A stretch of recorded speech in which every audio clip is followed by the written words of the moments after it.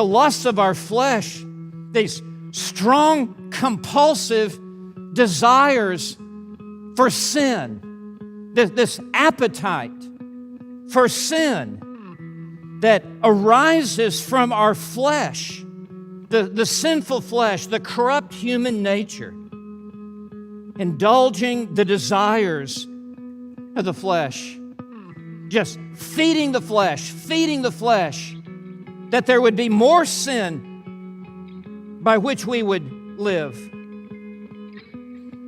And of the mind,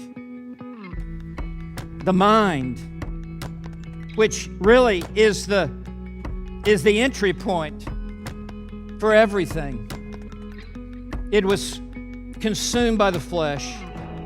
And he now comes to the bottom line of all of this and says, and we're by nature children of wrath. That's a Hebraism for children under wrath, children deserving wrath, and even the elect of God before their conversion are under the wrath of God. They're not in a separate category over here on the side. Yes, God loved them with an everlasting love, but until their conversion, while they're here in this world, they are also objects of wrath from a holy God in heaven because they are outside of the Lord Jesus Christ. And so Paul says, even I was a child of wrath. And he adds, even as the rest. Just like the non-elect, just like every other unbeliever. So I too was an unbeliever, Paul says, and I was a child of wrath. This is the doctrine of total depravity on steroids that teaches that every part of man is radically corrupted by sin, and he is dead. His mind is darkened. He cannot see the truth. His heart is defiled. He does not want the truth. His will is defiant. It will not subject itself to the truth.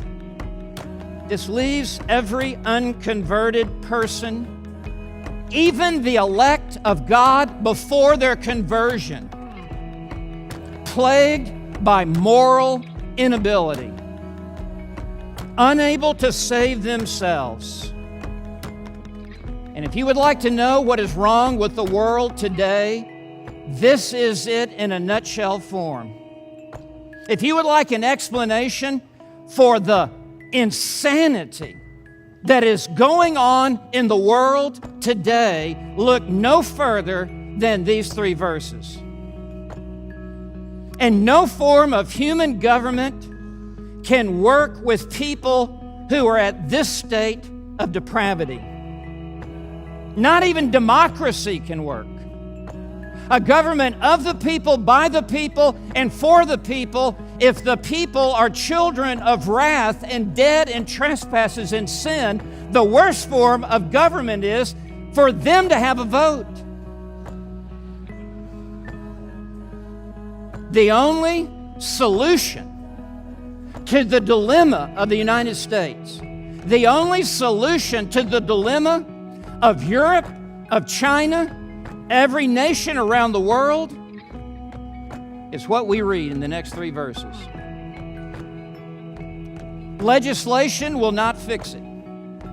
Politics will not fix it. Financial programs will not fix it.